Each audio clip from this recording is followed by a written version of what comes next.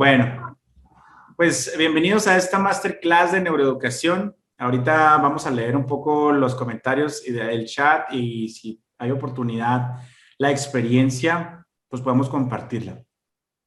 He sido alumno, ¿verdad? Durante muchísimo tiempo y siempre me ha preguntado por qué puedo definir con mi mano, puedo definir cuáles han sido los mejores profesores que he tenido en la historia de mi vida, ¿no? Estudié el preescolar, estudié la primaria, estudié la secundaria, estudié la preparatoria, estudié la universidad al principio estudié en dos universidades, bueno, en tres universidades, que ahorita vamos a retomar un poquito esa parte de la toma de decisiones y la maestría. Y bueno, he tenido algunas capacitaciones, he estudiado algunos cursos tanto de manera presencial como de manera en línea. Y pues siempre uno se da cuenta qué profesores son los mejores que tenemos, ¿no? Y por qué llevaron a cabo ese honor de que uno pueda considerarlos los mejores profesores. Siendo alumno, siempre dije, qué chido, qué padre ha de ser considerado uno de los mejores profesores de tu educación. En algún momento pude compartir algunas experiencias con algunos de ellos, sobre todo porque eran profesores de matemáticas, uno de la preparatoria y uno de la secundaria. Eran profes, pues, un poquito odiados porque la mayoría de las personas no les gustan las matemáticas, incluyéndome. No me gustaban tanto, pero gracias a su pasión, a su forma de explicar, a su paciencia, a sus valores, su forma de resolver los conflictos, su liderazgo, su práctica educativa, su innovación educativa, su, su forma peculiar de ser ellos, de ser auténticos, de ser como esas personas curiosas, pues hoy yo ya lo veo desde la perspectiva desde la neuroeducación, ya no lo veo desde la perspectiva del profesor que me quería enseñar matemáticas. Entonces, reduciendo un poquito a esos rasgos o a esos aspectos de su personalidad y sus factores, pues hicieron que me interesara por las matemáticas a pesar de que realmente pues no suelen gustarme mucho. Entonces, pues me interesó muchísimo esta parte de las matemáticas y de cómo las matemáticas están en todo y que nos ayudan para todo, ¿no? Entonces, esa fue esa pasión que me inculcaron algunos profesores. En la universidad, al estudiar la carrera de psicología, también tuve un profesor que nos enseñaba neurociencia y para ser honestos, a más de la mitad de la carrera, yo no me veía capacitando en temas de neurociencia. Yo estaba más con la parte clínica, estaba una parte educativa, me gustaba mucho la psicología educativa, la psicología clínica, la psicoterapia y algunos otros aspectos importantes de la psicología. Fue hasta finales de la carrera cuando yo me interesé muchísimo por la parte del conocimiento de cómo funciona el cerebro y de por qué el cerebro tiene pues estas conexiones, los nervios, las neuronas y todo este panorama que ahorita vamos a tomar un poquito. Mi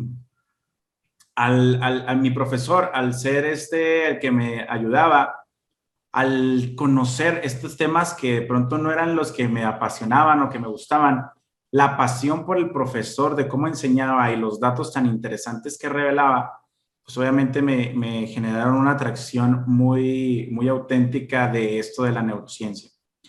Total de que hoy estamos aquí charlando sobre neuroeducación, total de que sí fue influyente ese profesor en mi carrera, como lo han sido los profesores de matemáticas que me han ayudado a tener una formación más objetiva, más hacia la investigación científica, a la parte objetiva de las cosas, sin descartar obviamente otras cosas que podemos añadir a nuestro bagaje cultural, social que tiene el ser humano por naturaleza.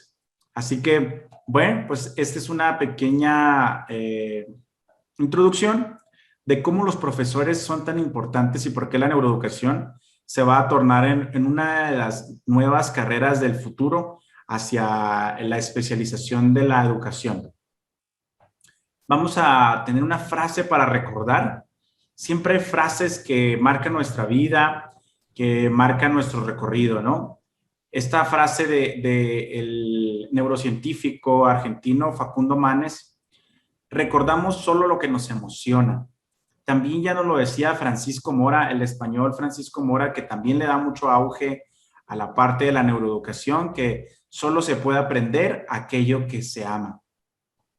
Y pues bueno, yo les voy a complementar con una tercera, que realmente no conozco el autor, pero que se utiliza mucho. A la gente le encanta aprender, pero odia que le enseñen. Quiero que reflexionen un poquito esta parte.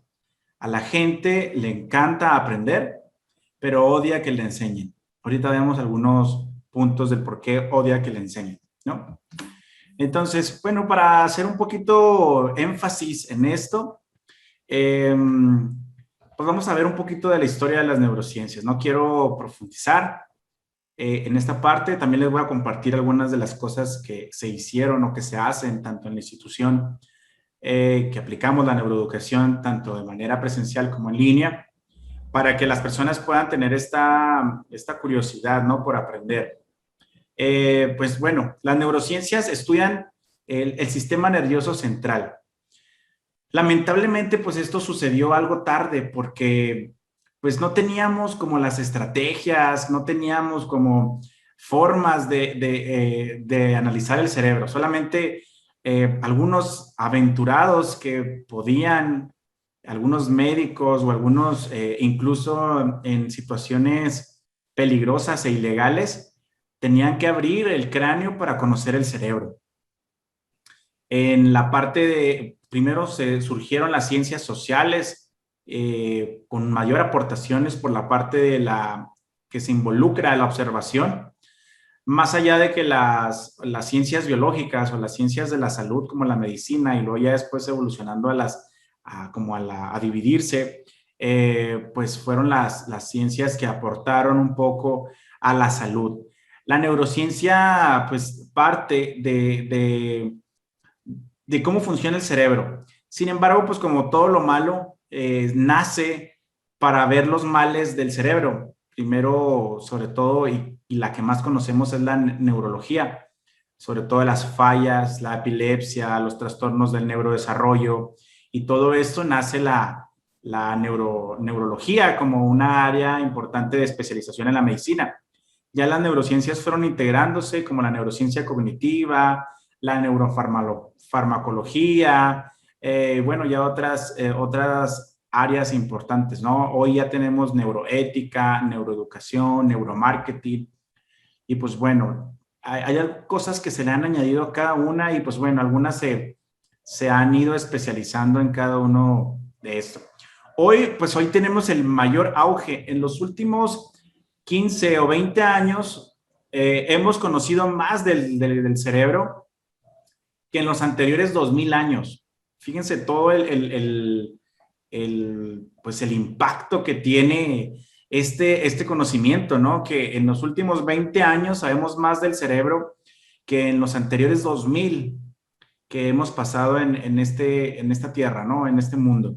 Entonces, pues fue el español que Santiago Ramón y Cajal con sus trabajos del conocimiento de la neurona, que él, obviamente, esta propuesta revolucionó todo esto en el siglo XIX, en el siglo XX, sobre todo en el siglo XX hizo aportaciones increíbles a todo esto, ¿no?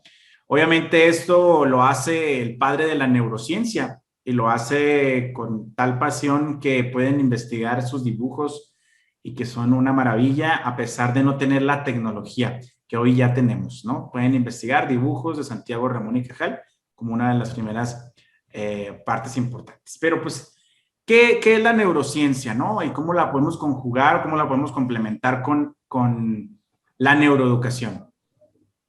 Bueno, la neurociencia es una disciplina que estudia desde varias facetas, desde interdisciplinar, multidisciplinar y obviamente transdisciplinario, la estructura, toda la parte de la anatomía, toda la organización del sistema nervioso.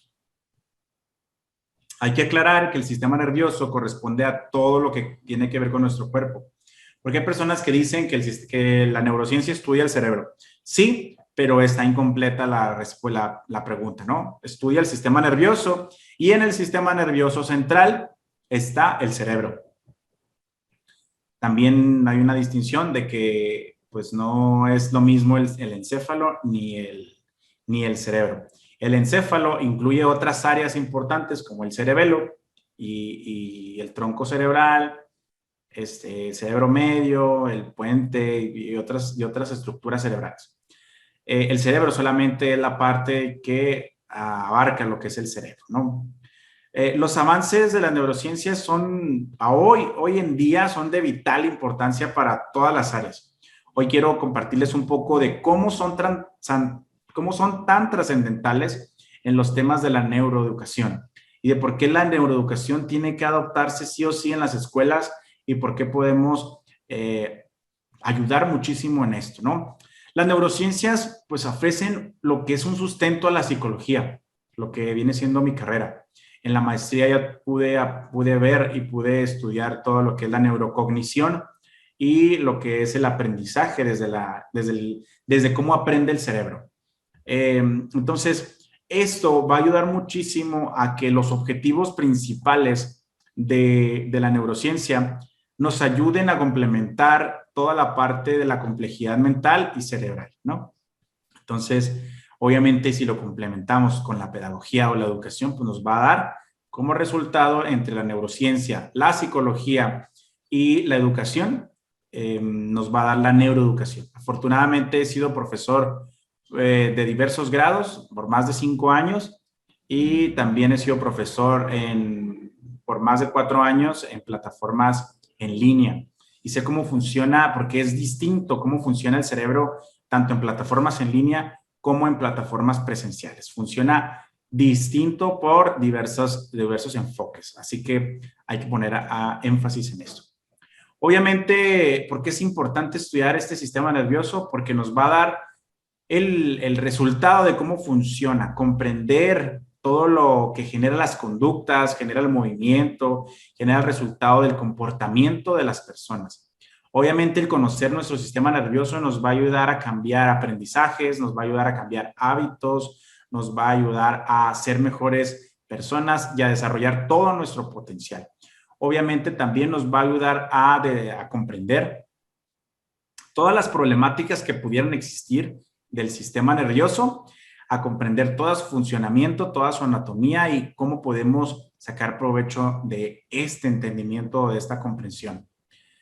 Obviamente ya hemos dicho de cómo el cerebro, que está en uno de los huesos más duros de nuestro cuerpo, que es nuestro hueso frontal, y obviamente recubierto por todos nuestros huesos, también parietal, occipital, temporal, todo nuestro cráneo, cómo protege nuestra cara, y obviamente nuestra médula espinal, cómo protege nuestra columna vertebral, toda esta masa encefálica y todas estas neuronas agrupadas, alrededor de 86,000 millones de neuronas en las últimas investigaciones en Brasil, que nos van a ayudar obviamente a desarrollar todo este complejo de conductas y de comportamientos que hacemos, ¿no? Sobre todo estos comportamientos que hacemos en el aula, que hacemos a la hora de aprender y a la hora de enseñar.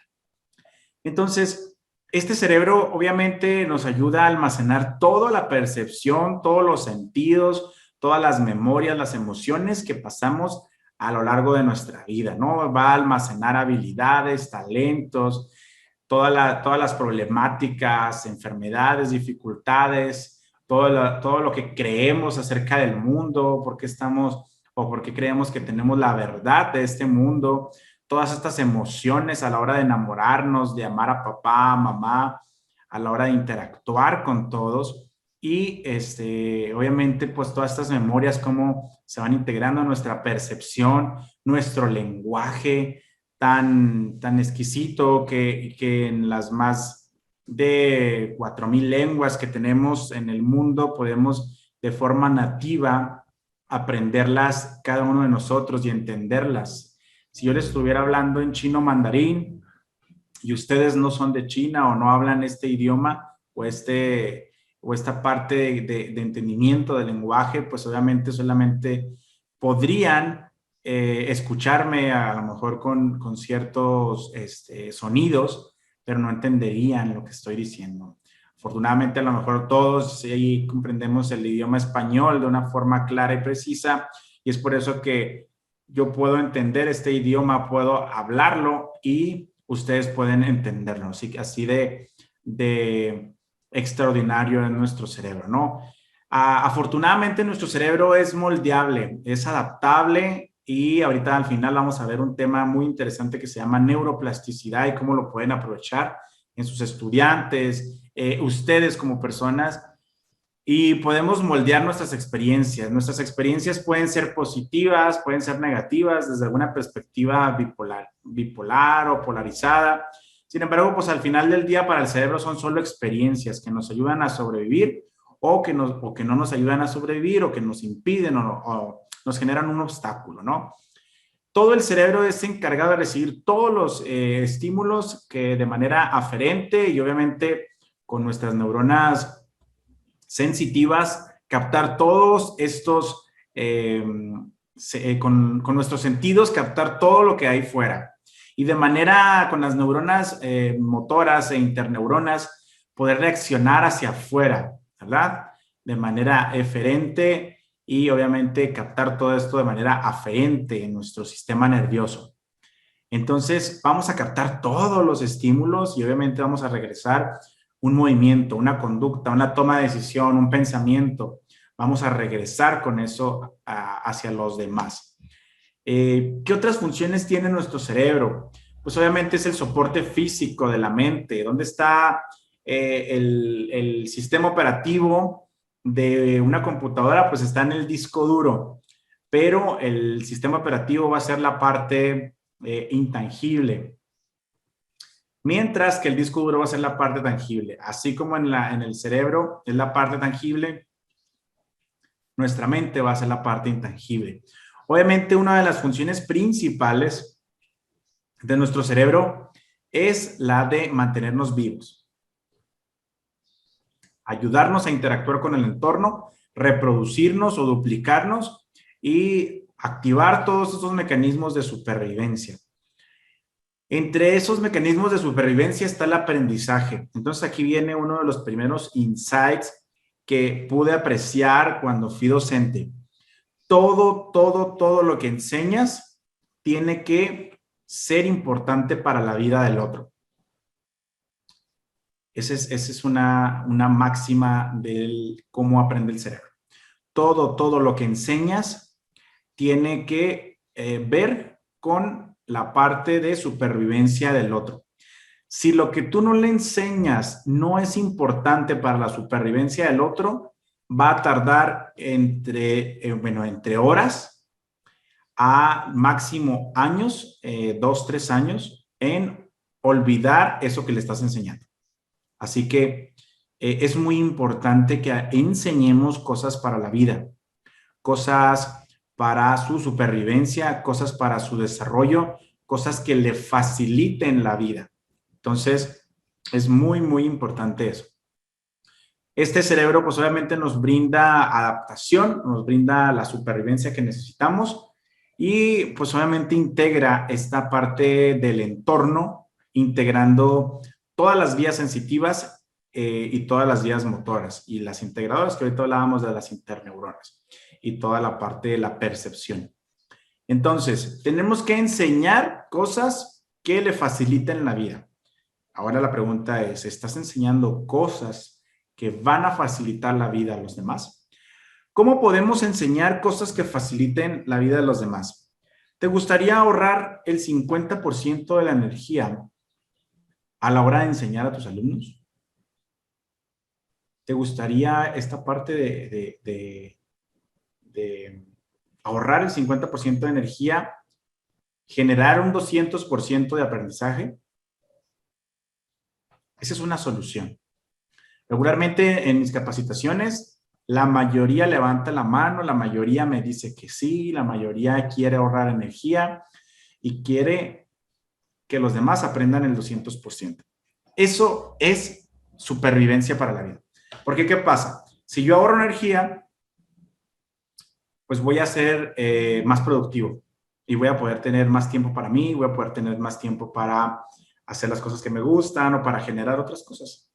Y el resultado es, si tú eres trascendental, las personas te van a recordar y te van a apoyar más. Cosas que al cerebro le encanta. Le encanta que ser recordado, le encanta trascender, trascender sus genes, por eso nos duplicamos, trascender su legado, por eso escribimos libros, por eso nos hacemos famosos, por eso logramos cosas, por eso estudiamos carreras o estudiamos posgrados y todo lo que tiene que ver por estatus, logro, trascendencia. Son temas muy interesantes en este sentido. Así que visualicemos un poco el por qué hacemos esto como, como profesores. Ahora, bueno, voy a tratar de ejemplificar un poco lo que es el lóbulo temporal. Nuestro lóbulo temporal que se encuentra por nuestro oído, atrás de nuestro oído, pues está relacionado mucho con la parte, obviamente, de la audición, por eso está cerquitas del oído.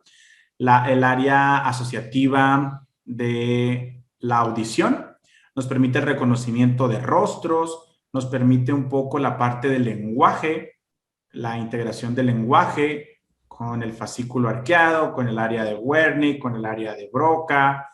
Nos permite obviamente el reconocimiento de ciertas cosas. En este caso, una de las principales es el reconocimiento de rostros. Mientras que el lóbulo parietal tiene un papel importantísimo en la parte sensorial, procesando la información sensorial, la parte de toda esta parte de que nosotros reconocemos que esta es mi mano y esta mano también es mía y que otra mano que pueda apreciar con mis ojos, no, esa mano no es mía. Toda esta parte de manipulación de los objetos, que podamos, por eso la percepción tiene un papel muy importante. Entonces, obviamente, lesiones en estos lóbulos pues nos alteran la audición, nos alteran, obviamente, la integración sensorial, nos alteran. Ha habido casos importantísimos donde un sujeto, una vez que amaneció, vio sus manos y volteó a ver una mano y supo que era la de él, mientras que la otra vio una mano de un compañero de guerra. Él había estado en un proceso de guerra. Al tener un accidente, una de las rebabas, bueno, obviamente su cráneo tuvo un impacto y una de las pequeñas partículas de su cráneo se metió hacia adentro de su cerebro y obviamente estaba afectando esta parte sensorial, haciendo que él, la manera perceptiva, a pesar de que era su mano y que todos veían que él tenía sus manos iguales, él veía otra mano que no era de él. Entonces él quería a su mano y él quería quitarse esa mano y quería que le devolvieran la suya, ¿no? Porque estaba viendo la mano de uno de sus compañeros de guerra. Así que obviamente esta alteración en el lóbulo parietal afectó esta parte de la percepción de su cuerpo y obviamente del conocimiento del mismo. Pues obviamente en el lóbulo temporal hay personas pues tienen problemas auditivos, tienen problemas en el reconocimiento de caras, una enfermedad neurológica que se llama prosopagnosia, que pues les impide ver los rostros de las personas. Y obviamente hay alteraciones en esto, que puede ver todo lo demás, pero los rostros se le dificulta y ve borroso los rostros de las personas y no los reconoce. Entonces, es una alteración neurológica. El lóbulo occipital, por su parte, tiene una función muy importante en la parte visual. Es el lóbulo más pequeño, no es el menos importante porque procesa toda la asociación visual, toda la parte visual, algunas, la cuestión de poder percibir. Hay que recordar que vemos con el cerebro y no vemos con los ojos. Los ojos es solamente un medio de donde captamos la luz, podemos procesar información y que el cerebro la pueda interpretar. Entonces es muy importante esta área porque hay personas que sus ojos están intactos, no tienen ninguna anomalía, la conexión de los ojos de la parte frontal hasta la parte occipital están intactos y que el área occipital está atrofiada o está afectada, entonces no ven las personas. Caso contrario, cuando personas tienen problemas visuales o presentan cataratas o presentan otras anomalías en el cerebro, se les puede obviamente cerrar los ojos y poner algunas camaritas que conectan directamente con nuestro lóbulo occipital y pueden ver el mundo exterior. Eso es el futuro de los ojos, sobre todo hoy que estamos consumiendo nuestros ojos de manera desenfrenada en todas las pantallas que estamos observando, que es desde el celular, la televisión, la computadora, el proyector y todo el desgaste de publicidad que tenemos, pues obviamente las cuestiones de estrés que afectan nuestra visión y que afectan nuestros ojos. Entonces, en un futuro que nos duren muy poco los ojos, pues van a haber este tipo de inventos donde vamos a poder reemplazar los ojos por unos ojos biónicos que nos van a dar la hora, que nos van a ayudar a calcular la temperatura de los demás y bueno, eso ya es un poco una visión futurista que puede ser muy distópica o puede ser muy utópica, ¿no? Según lo que nosotros podamos hacer con este mecanismo del futuro. Y bueno, tenemos un lóbulo muy, muy interesante en la educación. Ese lóbulo frontal se relaciona con el control de los impulsos, el juicio, la producción del lenguaje, la memoria, sobre todo la memoria episódica y la memoria de trabajo, funciones motoras, las funciones ejecutivas, la regulación de las emociones, entre otros mecanismos. Les digo porque esto tiene mucho que ver porque aquí involucra el proceso de la atención también, de la memoria y de las funciones ejecutivas, que tiene que ver con algunos parámetros de la flexibilidad cognitiva, la memoria de trabajo, que tiene que ver con la parte del lenguaje y de cómo podemos comunicarnos, sobre todo la parte motora. Así que es sumamente importante que nosotros contemplemos el funcionamiento del cerebro porque sabemos qué partes estamos atacando, ¿no? Como si estuviéramos encendiendo un vehículo, tú como profesor tienes que conocer que hay una batería y que si el carro no enciende, entonces tú vas a atacar ese problema que es la batería. Si la batería, si en este caso estarea el carro, pero no enciende, pues bueno, tiene que ver con alguna situación eléctrica o tiene que ver con alguna situación del motor. Así nosotros, los docentes, tenemos que saber que si una persona tiene algunas situaciones del control de los impulsos, tiene a lo mejor un alto índice de ira, entonces tenemos que refortalecer el lóbulo frontal. No podemos ir a refortalecer el lóbulo occipital porque pues ahí no está el asunto del problema. Si un niño tiene mucha hiperactividad por algunas funciones motoras, tiene inatención, tiene alguna situación peculiar, entonces pues estamos viendo que es un niño con TDAH o puede tener esta sintomatología. Entonces necesitamos atacar el lóbulo frontal. Si una persona tiene problemas con el lenguaje, que tiene problemas pues toda la parte de la garganta, sus cuerdas vocales y todo esto, y si todo está correctamente, entonces se involucra con las funciones motoras, pero que tiene que ver con el funcionamiento del cerebro. En este caso, pues hay algunas situaciones de lenguaje que puedan ser alteradas. Igual si tenemos problemas con la memoria, con la retención, con la forma de memorizar a corto plazo, ya existen algunas por ejemplo, amnesias, todo lo que viene siendo la parte a largo plazo, que viene siendo la parte de las amnesias que se involucran, sobre todo en la tercera edad, que son las demencias seniles o demencias tipo Alzheimer.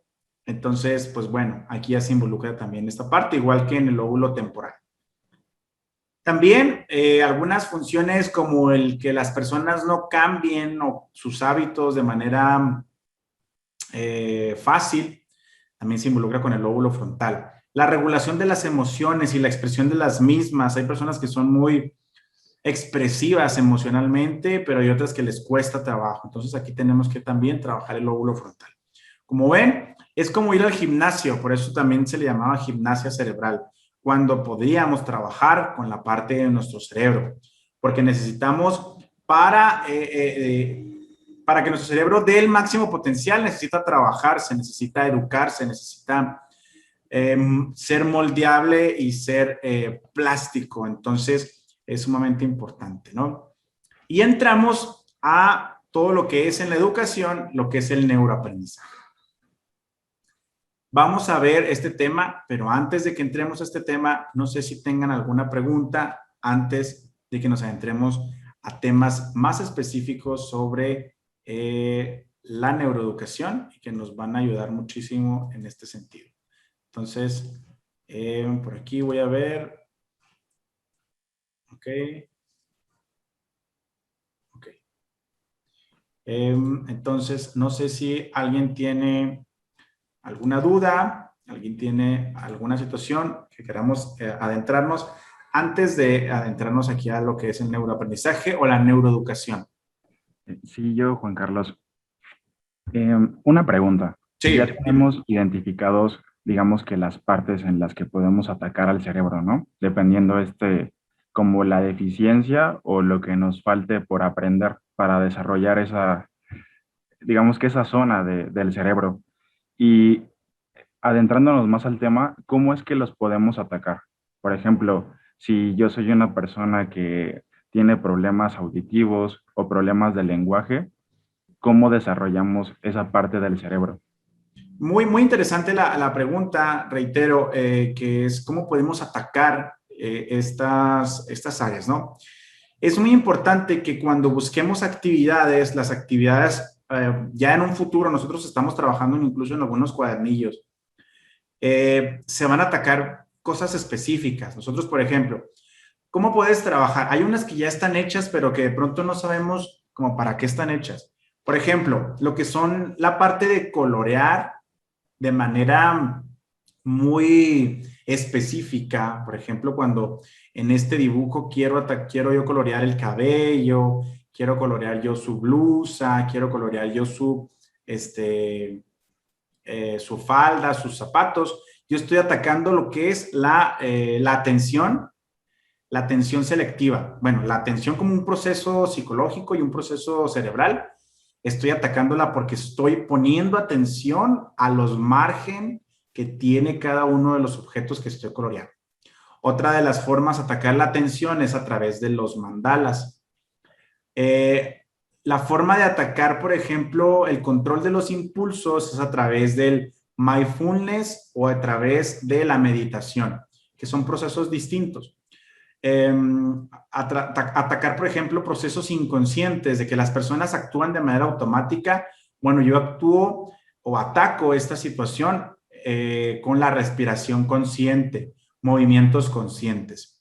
Hace unos días hice un taller de psicología, principalmente de sanar relaciones, y les decía que a veces hay ciertas relaciones y ciertos comportamientos, aunado a lo que estamos hablando ahorita de la educación, que son de manera automática, que nuestro cerebro ya no piensa o ya no actúa de una forma como consciente de este comportamiento. Y eso hace que a veces tengamos menos errores, pero también que cuando querramos cambiar algo no nos permita hacerlo. Entonces, es importante que seamos conscientes. ¿Cómo hacemos movimientos conscientes? Bueno, un movimiento consciente es voy a mover mi cara arriba hacia abajo, arriba hacia abajo, arriba hacia abajo, a un lado, al otro. Esos son movimientos conscientes. Siempre tienen que atacar en las clases siempre tienen que atacar movimientos conscientes, porque los movimientos conscientes ayudan a trabajar la parte de la gestión emocional, el control de los impulsos y esta parte de la memoria de trabajo y de la atención. Un ejemplo, regularmente enseñamos los ríos que de pronto, a ver cuál es el río tal o cuál es la laguna tal, ¿no? De pronto los movimientos conscientes es abordando el aprendizaje, abordando tu cuerpo, es mi mano se va a convertir en un río, por ejemplo, ¿no? Si lo abordo desde esta perspectiva. Mi mano es un río, entonces este río es el río Pánuco o el río Bravo o el río tal. Ella, la persona, ya involucró una parte de su cuerpo, hizo un movimiento consciente, trabajando la memoria de trabajo, trabajando la atención, trabajando las funciones ejecutivas, sobre todo esta parte de la flexibilidad, del movimiento, y todavía si le sumamos lenguaje, yo soy el río Bravo, ¿no? Hacemos que nuestro cerebro trabaje y luego ahora vamos a observar cómo nuestra mano se desliza como si fuera el agua en un río. Ahora estamos trabajando el lóbulo occipital con la parte de la visión. Como nuestra mano tiene como sus límites y puede chocar con la mano de otro compañero, vamos a trabajar el lóbulo parietal porque el lóbulo parietal va a establecer nuestros límites. Así como su mano se juntó con otra mano, juntaron un río, pero los ríos siguen siendo distintos. Su cerebro está trabajando en varias estructuras cuando tú atacas y sabes cómo funciona el cerebro. Cuando no, simplemente dices, este es el río Bravo y este es el río Pánuco y este es el río tal, ¿no? Entonces, vean cómo la forma en que enseñamos hace que se trabajen ciertas estructuras cerebrales. Hay que trabajar mucho la parte consciente, porque la parte consciente nos ayuda mucho a la atención. Lo malo, pues no es malo, sino que cuando trabajamos mucho la parte consciente, es muy desgastante para nuestro cerebro. Y esto hace que como una finalidad principal del cerebro es ahorrar energía, lo que el cerebro va a hacer, se cansa, entonces lo que va a hacer es cansarse y va a no querer hacer las actividades. A menos de que las actividades sean innovadoras y sean distintas a las demás. Porque el hecho de que nosotros aprendamos nos hace gastar de 2 a 3 veces más energía que en una actividad, por así decirlo, rutinaria. A lo mejor si ustedes no sabían de estos temas, ustedes van a cansarse más que de 2 a 3 veces más que una actividad rutinaria que si yo les enseño planeación, que a lo mejor ya tienen años viéndolo, o que si yo les enseño a lo mejor una materia que ustedes ya llevan años como dominando. Pero cuando les enseño temas que pueden ser interesantes, pero también pueden ser complejos y pueden ser desgastantes, su cerebro va a desgastarse más. Y lo que tiende a hacer es a poner mucha atención y a desgastar mucha energía. Luego de esta actividad le va a dar hambre y le va a dar sed. ¿Por qué? Porque su cerebro ya gastó energía y entonces necesita recuperarse. O el otro mecanismo que van a hacer sus alumnos es, estoy desgastándome mucho tiempo y sus comportamientos van a ser de evitación. Esto quiere decir que se van a estar desconectando constantemente. Esto quiere decir perder la atención, no memorizar adecuadamente, no hacer las actividades o hacerlas de forma más lenta para desgastarse menos. Entonces aquí vemos cómo hay niños que al evitar esto, pues son los niños que se nos retrasan, son los niños que de pronto tienen problemas a la hora de ir por así decirlo, lo normal de sus compañeros, y así un montón de cosas. No sin antes también mencionar que obviamente muchos niños presentan problemas de desnutrición y que su cerebro, obviamente, para ahorrar energía, no quiere gastarse esa energía en esos conocimientos que nosotros les estamos aportando. Entonces, a veces no solamente es una cuestión del profesor, sino del cómo hacemos las cosas, que hablábamos ahorita del río, y la alimentación y la hidratación que tiene el cerebro del niño o del adolescente o del adulto. En cualquiera de los tres casos funciona igual. Sin embargo, pues hay unas cuestiones muy específicas para los niños, unas cuestiones muy específicas para el adolescente y unas cuestiones muy específicas para el adulto. Igual que para las mujeres y que para los hombres, dependiendo también de la edad. Entonces, necesitamos atacar las áreas con esta parte. Si tenemos cuestiones de, por ejemplo, auditivas, de reconocimiento de rostros, pues vamos a trabajar con biografías, con caras. Por ejemplo, algunos profesores que utilizan los rostros de ciertos personajes como Albert Einstein, Isaac Newton, no sé, algunos personajes de la Revolución Mexicana, de la independencia mexicana, etcétera, etcétera, ¿no? Y les dicen, ¿a quién se parecen? Y entonces ellos buscan, por ejemplo, si Miguel Hidalgo tiene un rostro, buscan un artista muy similar a Miguel Hidalgo. O buscan un artista muy similar o un personaje de caricatura muy similar a tal personaje. Lo que hace que su cerebro combine lo que nosotros llamamos como memoria semántica con memoria episódica, que más adelante les voy a compartir cómo funcionan cada uno de ellos, ¿no? No sé si resolví la pregunta, Jorge, en este aspecto de cómo podemos aplicarlo desde diferentes perspectivas, atacarlo para cada uno de los alumnos que tengamos, ¿no? Porque cada cerebro pues es distinto. Claro que sí, sí, excelente, Juan Carlos. De hecho, estoy entendiendo que básicamente hay que tratar de ocupar todas las zonas de nuestro cerebro. Exacto. Me imagino que al utilizar una gastamos más energía. Entonces, yo creo que aunando toda esta parte visual, lenguaje, auditiva, consciente, me imagino que vamos a reducir ese estrés, vamos a aumentar la proactividad de nuestro cerebro y yo creo que más eficientemente tendríamos un aprendizaje. Exacto. Al principio va a ser muy desgastante para el alumno, pero conforme vaya pasando los procesos, les cuento un poquito antes de adentrarnos al neuroaprendizaje. Aquí me retraso a una diapositiva.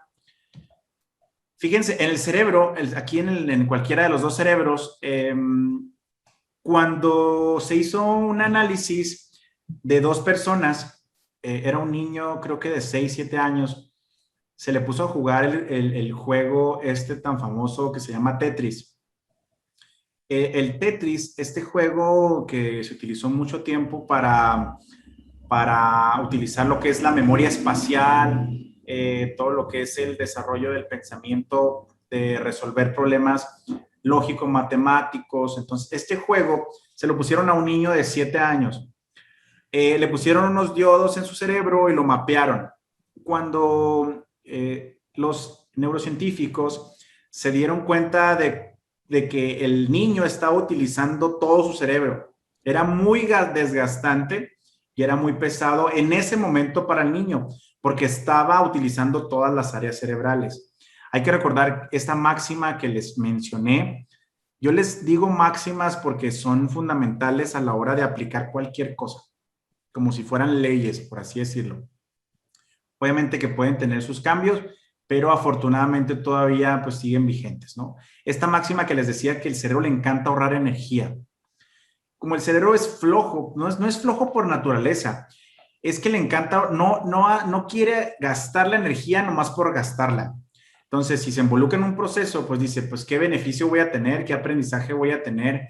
¿Para qué me sirve en la vida? ¿Para qué me sirve como supervivencia? ¿Qué logros o qué cosas voy a obtener de manera rápida para que pueda yo involucrarme en este proceso? Si no tengo estos beneficios, híjola, pues no sé si realmente me puede involucrar, ¿no? Entonces, el niño, siguiendo con el ejemplo, el niño estaba mapeando su cerebro y estaba todo activado, ¿no? Pues imagínense que muchas áreas se estaban activando como si fueran como si fueran ondas que se activan y se desactivan, porque las células se estaban activando. Había zonas motoras, había zonas sensoriales, había zonas de pensamiento, había zonas de lenguaje, había zonas visuales, había zonas de reconocimiento de objetos, a cuestiones de sonidos, auditivas. Y caso curioso, cuando este mismo experimento se lo hicieron a un campeón mundial de Tetris, fíjense cómo el cerebro es tan bueno. Y aquí es donde quiero que tengan un poquito de empatía. Cuando se le pusieron los mismos diodos al profesor o al campeón mundial de Tetris,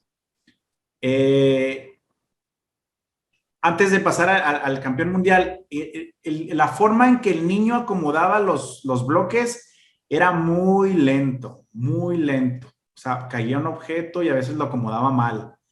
Y entonces acomodaba otro objeto y lo acomodaba de forma incorrecta o no siendo eficiente. Cuando se lo pusieron al campeón mundial, lo pusieron a una velocidad extremadamente rápida, estaba resolviendo de manera perfecta cada movimiento, cada pieza. ¿Y qué creen? El cerebro se activaba mínimamente. Entonces, entre más experto se hace una persona en algo, menos desgaste del cerebro y de energía existe. Entonces, cuando nosotros enseñamos una materia y nosotros ya somos como muy expertos en esta materia, nuestro cerebro se activa muy poquito, muy, muy poquito. Ciertas áreas muy, muy específicas, pequeñas lagunas en pequeñas áreas, porque ya lo tenemos muy dominado y es muy eficiente. Las rutas es como cuando tú vas de aquí a tu casa, de tu lugar de trabajo a tu casa. Es como que ya lo tienes la ruta muy planeada, muy estratégica y tu cerebro no gasta tanta energía. Entonces, en los niños que apenas aprenden o en los adolescentes que apenas van a aprender o en los adultos que apenas están aprendiendo, su cerebro se activa mucho y a veces genera como un caos que, ay, ya me cansé y entonces perdemos la atención, perdemos cuestiones de memoria, perdemos cuestiones de comunicación, bloqueos porque aumenta el nivel del cortisol de nuestras glándulas suprarrenales.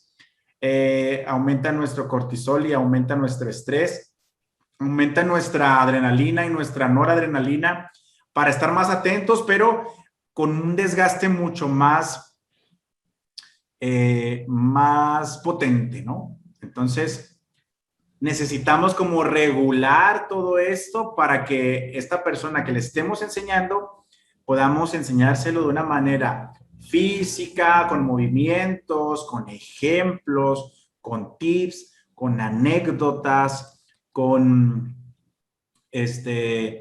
cosas similares a lo que esa persona ya haya vivido para que pueda generar nuevas redes neuronales, empalmándolas con las que ya tiene, ¿no? Y que aquí vamos a pasar a lo que es la parte de la memoria. Entonces, la parte de la neuroeducación y el neuroaprendizaje, combinamos la psicología, la neurociencia y la pedagogía, entendiendo el funcionamiento del proceso enseñanza-aprendizaje. Entonces, juntos, este proceso de enseñanza-aprendizaje va a ser un choque porque la persona va a querer aprender y a la persona le va a gustar enseñar.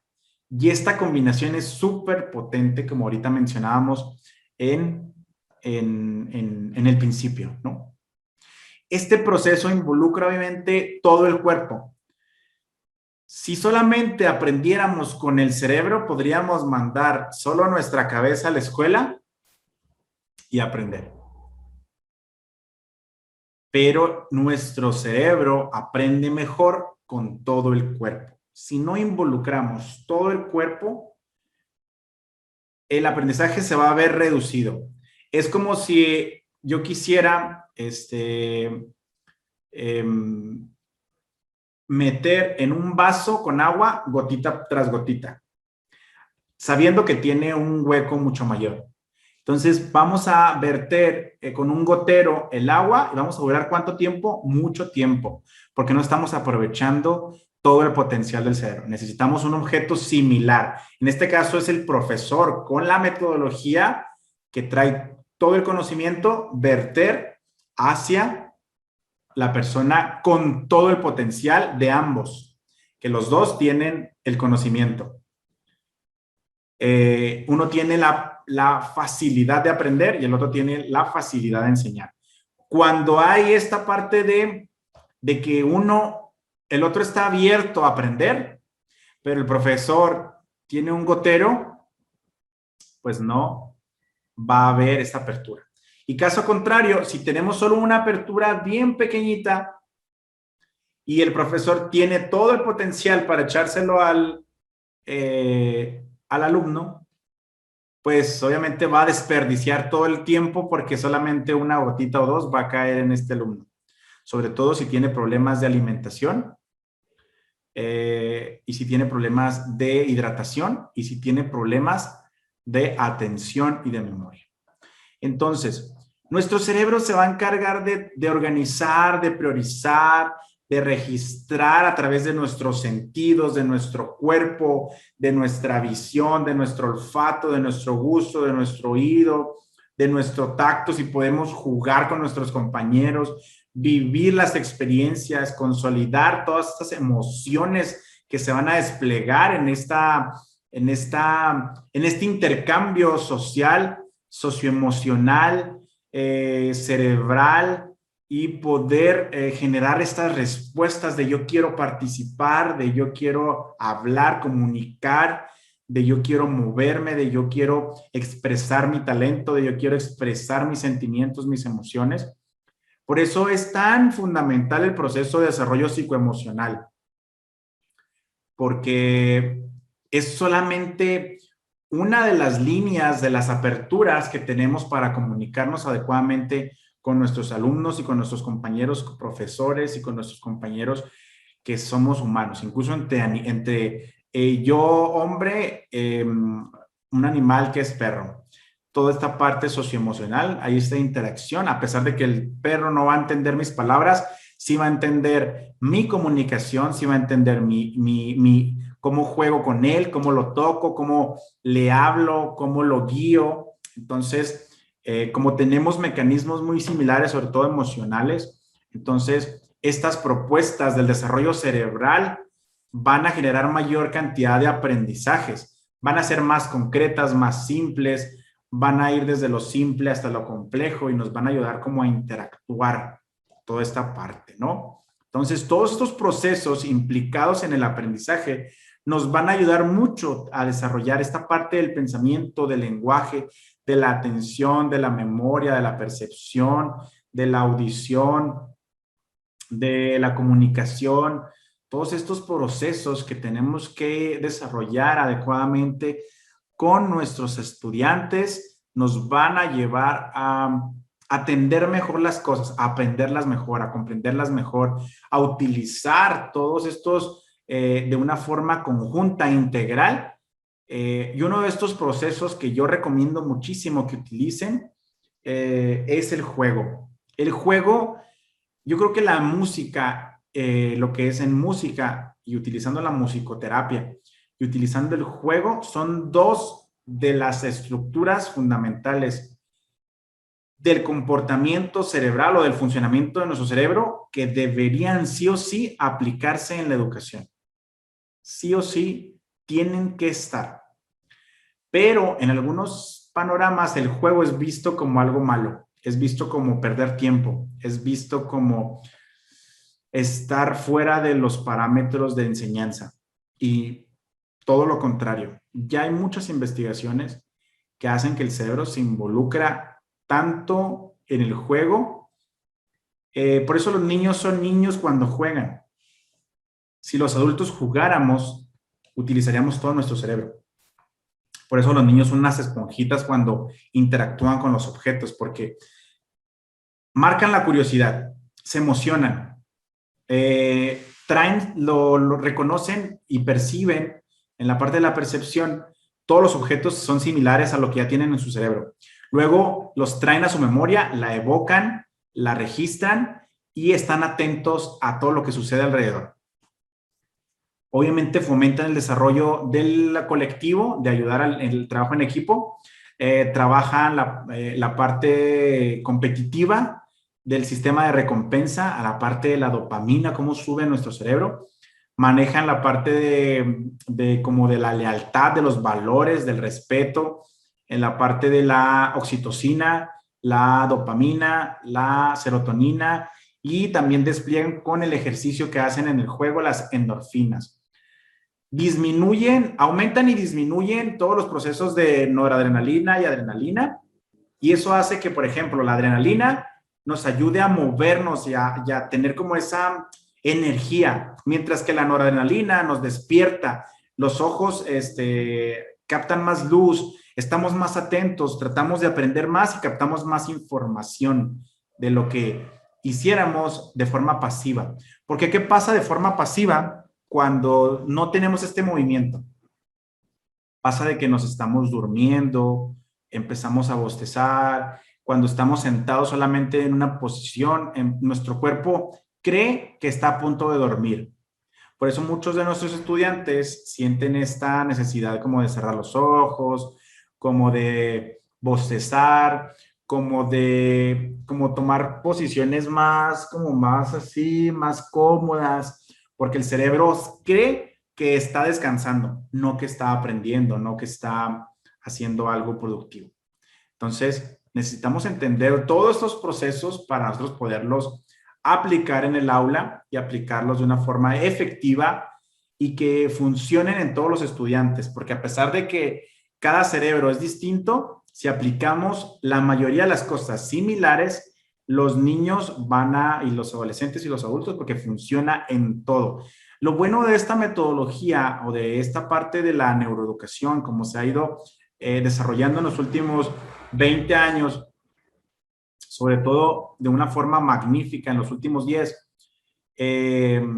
funciona para todas las edades, para todo tipo de cerebros, obviamente aplicándose de una manera muy general y luego de una forma muy específica con cada cerebro. Por ejemplo, si hay un niño que tiene o presenta alguna anomalía del sistema nervioso o algún trastorno de neurodesarrollo, no sé, llamémosle autismo, llamémosle TDAH, llamémosle alguna situación en particular, como altas capacidades, etcétera, etcétera, o algunos procesos cognitivos o emocionales en cada uno de estos estudiantes, pues bueno, tenemos que utilizar algunas estrategias muy específicas para ellos, pero en muchas de las cosas que funcionan en todos pueden ayudarnos muchísimo, ¿no? Entonces, aquí hablábamos de la memoria. La memoria es un término que está muy acuñado al almacenamiento, a estas bodegas que tenemos en nuestro cerebro y podemos recordar cuál es el río Bravo, cuál es el río Nilo, cuál es la capital de Egipto, cuál es la capital de China, cuál es la capital de Argentina, cuáles los planetas, que si Saturno, que si Plutón, que si Venus, que si los elementos químicos, que si helio, que litio, barolio, hidrógeno, potasio. Todos estos conocimientos son que están almacenados y se les llama memoria semántica, porque esta parte son conocimientos de cosas que incluso no conocemos. Todos podemos reconocer alguna vez la Torre Eiffel, pero muy pocos la han visto en persona.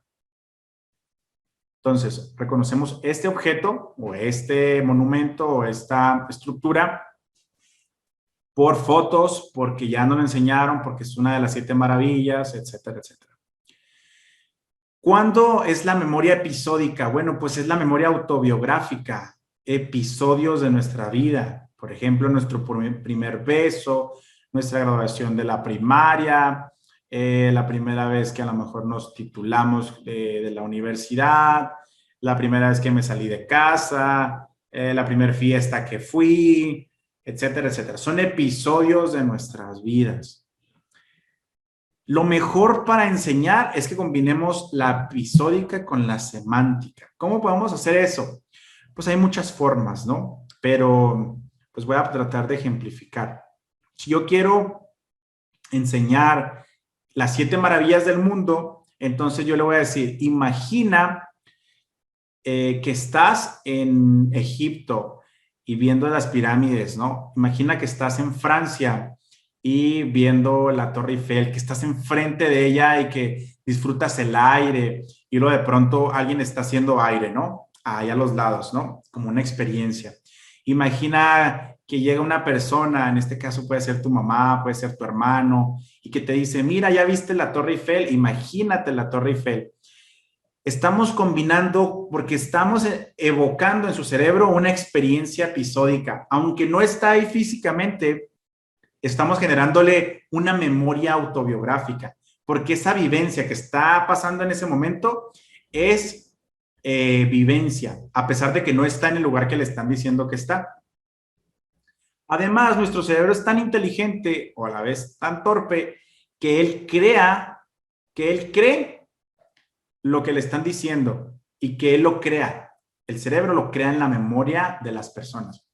Por eso, en neuroderecho ya se están quitando y se está trabajando muchísimo en que los testimonios no sean válidos, porque el cerebro crea y construye memorias.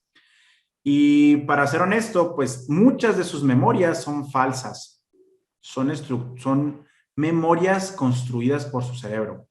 Muchas de las cosas que ustedes recuerdan, las recuerdan, pero ya le cambiaron muchos detalles. Incluso son hasta construidas, ¿no? Así como un rompecabezas que le faltan piezas, el cerebro le pone piezas, aunque no sean las de ese rompecabezas. Simplemente para llenar su cerebro y no generarle un proceso que es muy desgastante para nuestro cerebro, que es la incertidumbre.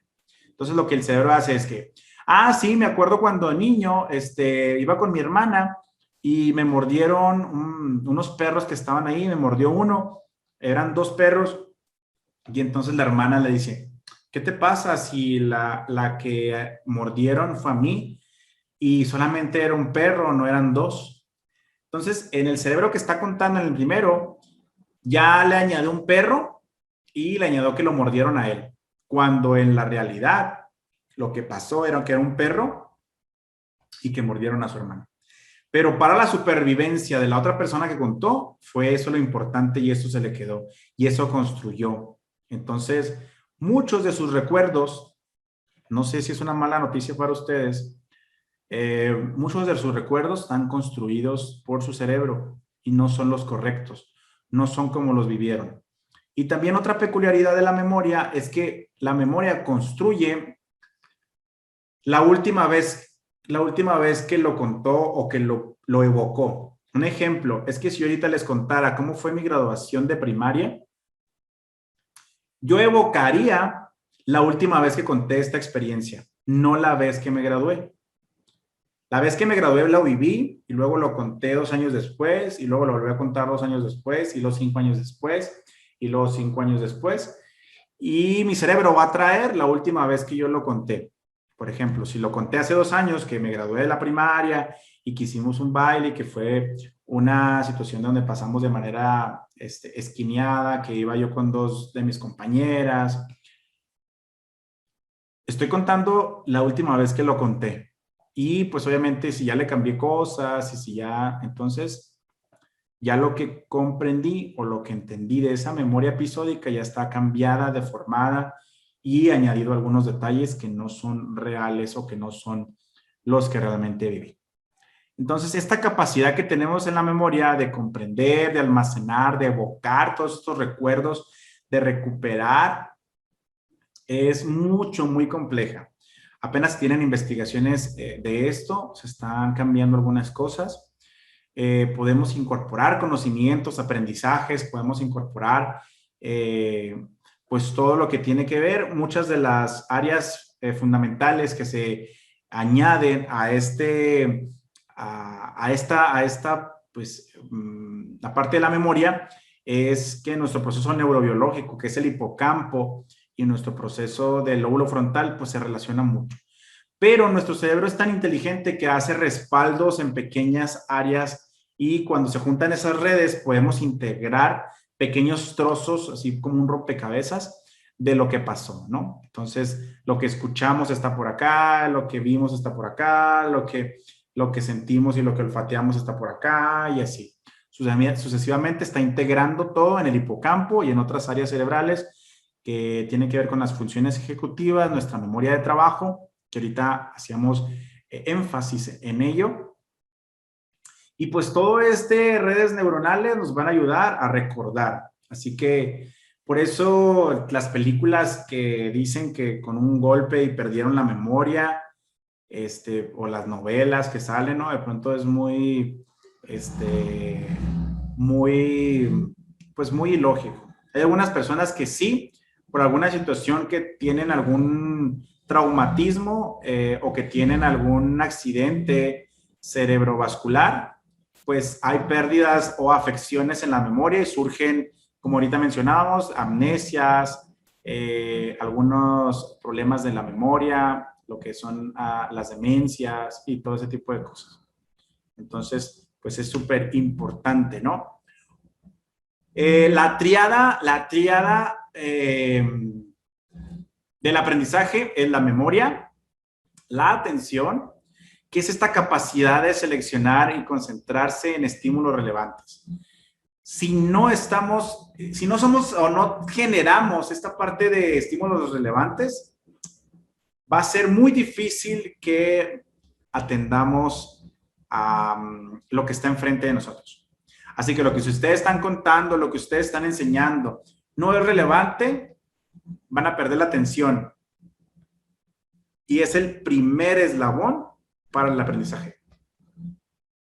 Este proceso cognitivo nos ayuda a descartar cosas importantes de supervivencia y a ponerle atención a cosas que sí son relevantes. Nos ayuda a procesarlos, nos ayuda a responder, obviamente, de manera selectiva, de manera consciente. Hay una atención consciente de que yo quiero poner atención aquí enfrente. O que si ahorita alguien dispara, yo volteo de manera asustado porque esa atención inconsciente me está diciendo que acá hay un asunto más importante que atender. Es de gran importancia porque obviamente si no trabajamos la atención vamos a tener problemas de aprendizaje, problemas que va a haber retrasos en nuestros estudiantes y que nos va a impedir mejorar cada uno de estos procesos. Así que es súper relevante que lo podamos hacer. El tercero es la emoción y vamos a tener un cuarto que es complementario a la emoción, que es la motivación, porque tanto la emoción como la motivación es de movernos. Si queremos aprender algo necesitamos movernos, que nos motive, que nos emocione, que nos genere esa adrenalina o esa noradrenalina y ese estrés positivo, porque también hay un estrés positivo llamado eustrés, que nos ayuda a romper barreras. Los récords más grandes del mundo en el deporte, en las matemáticas, en la física, los premios Nobel, se han generado a través de esta motivación y eustrés positivo que nos ayuda a generar una trascendencia. Así que la motivación nos ayuda en el aprendizaje porque genera dopamina. La dopamina es ese placer, es esa sensación de logro, esa sensación de sentirse que estamos siendo útiles, que estamos siendo partícipes, que estamos generando esta relación con nuestro cuerpo.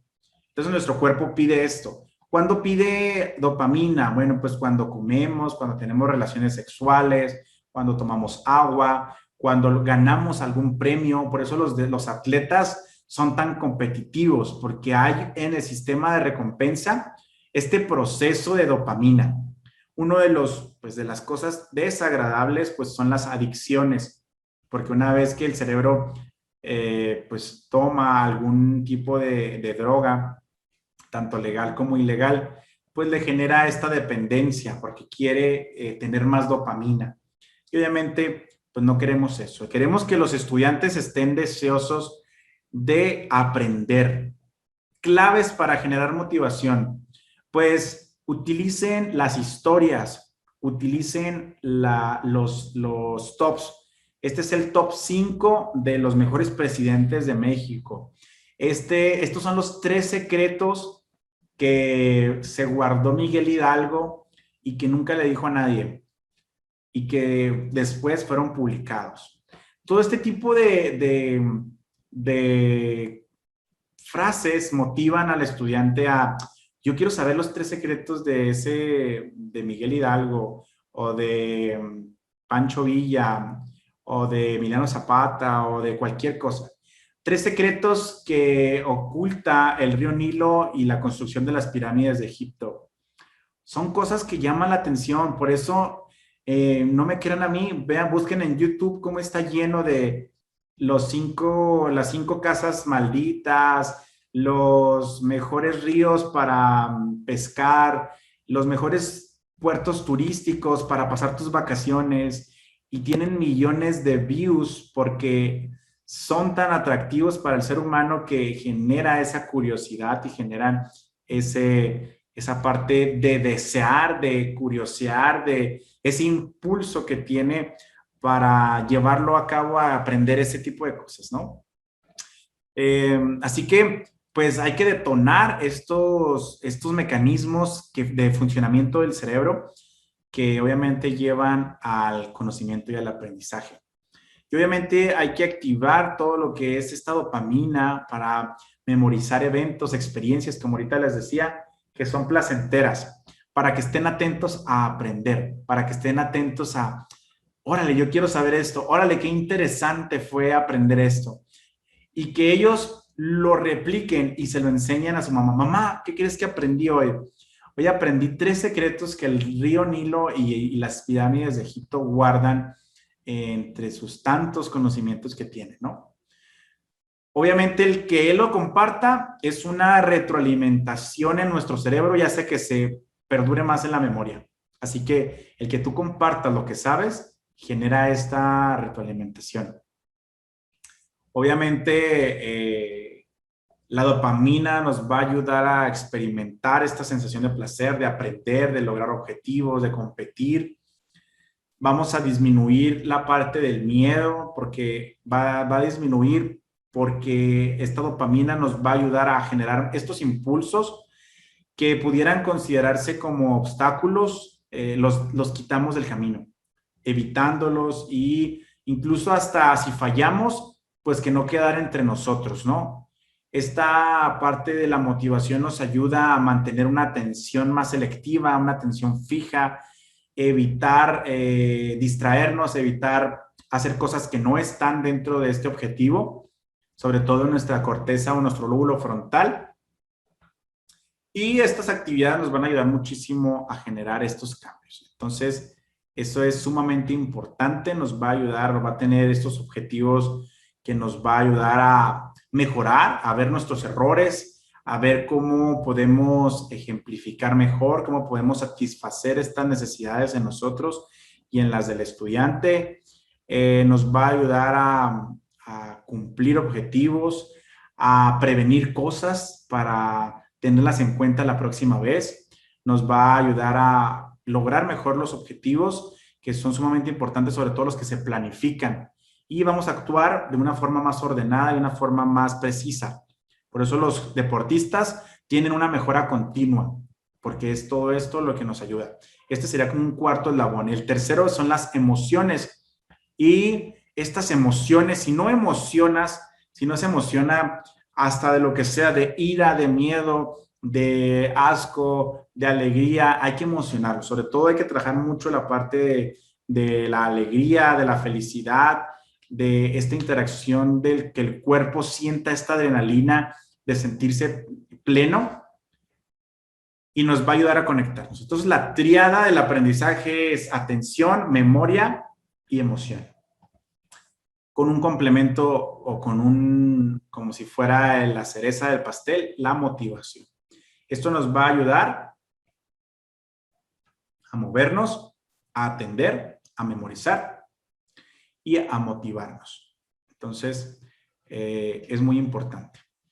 Ya para ir cerrando esta masterclass que que estamos desarrollando. Hoy vamos a ver los neuromitos, que son las falsas creencias del cerebro que obviamente nos generan obstáculos a la hora de que nosotros enseñemos estos conceptos erróneos de la investigación del cerebro, o que ya están pasados o que fueron creados en una época distinta a la investigación, o que fueron creados con una investigación que al final no fue tan complementaria. Eh, Todos estos neuromitos nos demuestran que han sido persistentes, que se crearon y que no se han ido. Uno de los obstáculos más grandes como neuroeducadores es que estos neuromitos se siguen replicando. Para ser honesto, yo también he aplicado estos neuromitos, y que obviamente tienes que estar actualizándose porque son bien persistentes. Muchos de los docentes todavía tienen estos neuromitos y que los aplican en sus alumnos. Incluso una de las capacitaciones a nivel universidad que pude dar con más de 30 profesores universitarios de diferentes carreras, desde administradores, psicólogos, educadores incluso, pedagogos, abogados, criminólogos. Me di cuenta de que todavía esos profesores tienen estos neuromitos en su bagaje y que creen que son reales todavía. ¿Cuáles son estos neuromitos? Obviamente, el que los implementemos de la parte de la capacitación, nuestro vocabulario, pues impide que la educación y la neurociencia crezcan. Obviamente, estos nos van a mermar la investigación que hoy se tiene. Queremos que estos neuromitos desaparezcan para que la investigación real, la investigación más actual, prevalezca y vaya creciendo, para que los profesionales, así como ustedes se están capacitando en estos temas, se nutran de estos conocimientos y también se den cuenta de que a lo mejor están cometiendo algunos errores. Y obviamente, como he visto en algunas situaciones, los políticos dan soluciones fáciles a problemas complejos. Los educadores, para no meterse en tanto problema, pues se crean estos neuromitos porque son fáciles de explicar y porque son fáciles pues de dar, de compartir. Y como no tienen una aparente evidencia neurocientífica, pues son muy duplicables y compartibles. Así que vamos a ver algunos. Por ejemplo, el neuromito, los hemisferios cerebrales son independientes. Aquí algunos profesores dicen, es que tú eres cerebro derecho, eres creativo, y tú eres cerebro izquierdo, eres lógico, ¿no? Este es uno de los neuromitos más comunes. Solo usamos el 10% de nuestro cerebro, y si usáramos todo el 100% de nuestro cerebro, pues imagínense, seríamos unas máquinas, podríamos aprender lo que sea. Otro neuromito son los estilos de aprendizaje, que eres auditivo, kinestésico, visual, pues bueno, también esto es un neuromito, esto es falso. Es reducir el aprendizaje pues a bases muy escasas.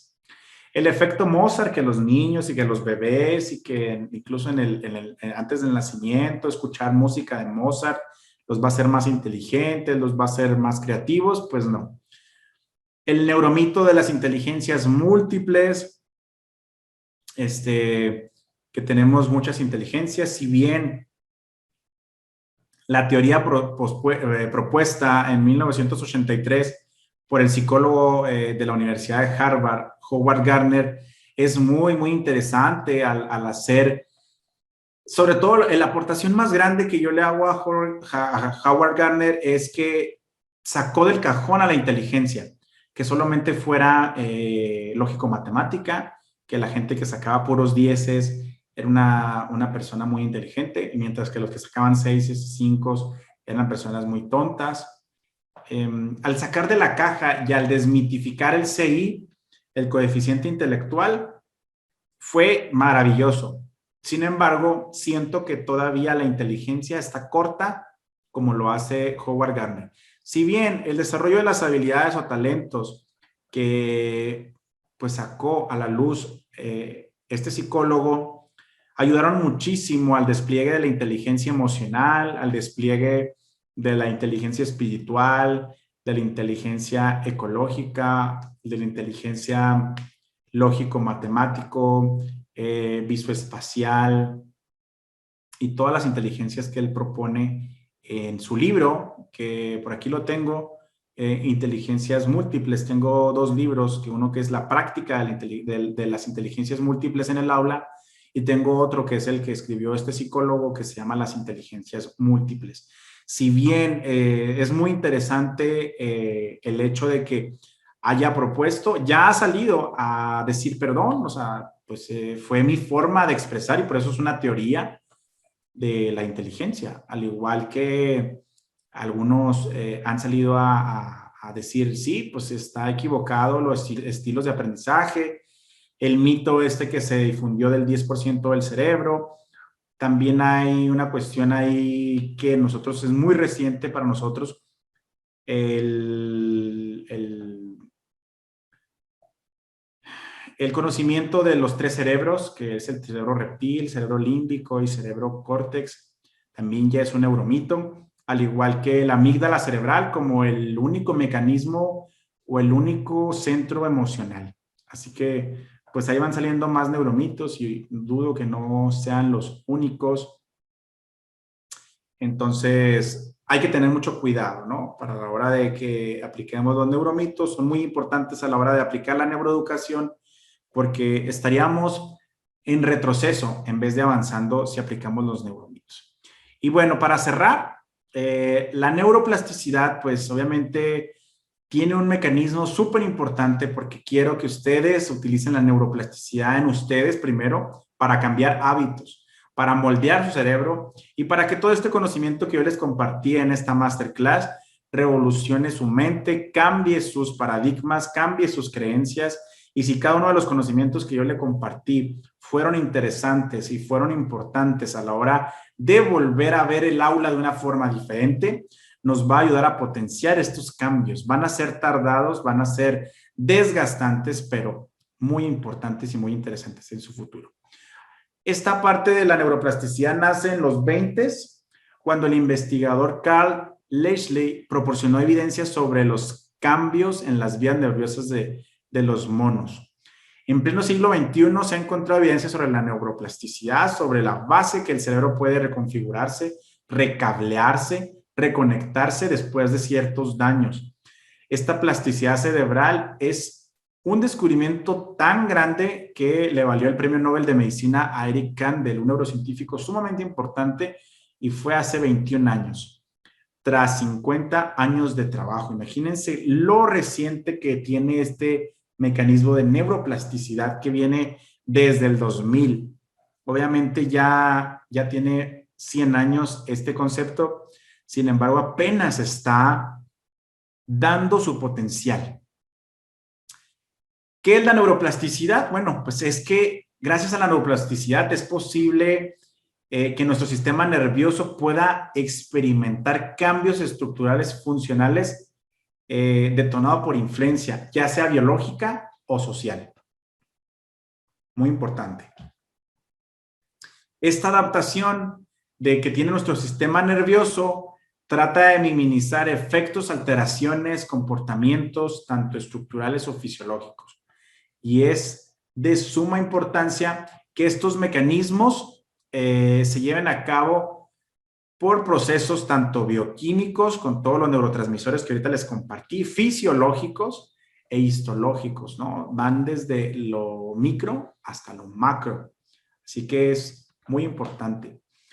¿Cómo funciona? Bueno, pues el cerebro está compuesto por alrededor de 86,000 millones de neuronas. Los primeros investigadores creían que la neurogénesis, esta producción de nuevas neuronas en nuestro cerebro, se detenía después del nacimiento. Hoy tenemos datos de que en el hipocampo se generan nuevas neuronas, todo lo que es neurogénesis.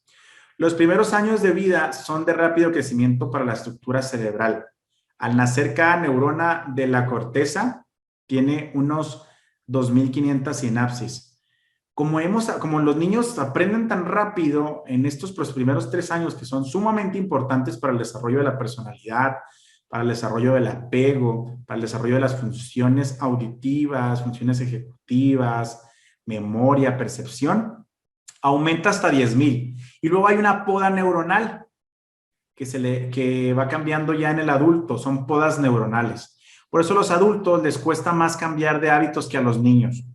Por eso es sumamente importante que a los niños les ayudemos a cambiar los hábitos a edades tempranas que les van a facilitar este proceso. ¿Y cuáles son los procesos o los beneficios que tenemos en la neuroplasticidad? Bueno, pues nos adaptamos mejor, sobre todo a las demandas de nuestro entorno. Podemos reorganizar nuestro cerebro, compensarlo, podemos reemplazar incluso funciones perdidas. Nos adaptamos a todo lo que es nuestro entorno, nuestro contexto, las personas que nos rodean, incluso a nosotros mismos. Y nos ayudan en adquirir nuevas habilidades que requieren pues procesos complicados, como lo hacíamos ahorita con el Tetris. El niño estaba adaptando esas habilidades mientras que el experto mundial ya lo tenía bien controlado, bien adaptado, bien estructurado ese proceso. Así que les recomiendo muchísimo que apliquen todo esto que les he enseñado. Me gustaría que tuvieran alguna pregunta o alguna duda acerca de esto. Estamos todavía justitos para que podamos cerrar. Obviamente la neuroeducación es mucho más que esto que les compartí, pero esto que les compartí, pues enmarcan 5 años que yo tengo como profesor, 5 años que tengo impartiendo conferencias y entrenamientos de neuroeducación, y desde las estructuras más actuales, lo más, pues por así decirlo, lo más, desde las vocales de la neuroeducación. Con el tiempo que tenemos nos da para eso, pero que ustedes pudieran sacarle mucho más provecho, porque de haber sabido yo esta información hace 5 años, mucho de lo que hoy hago hubiera sido más simple y menos complejo. Muchísimas gracias por todo.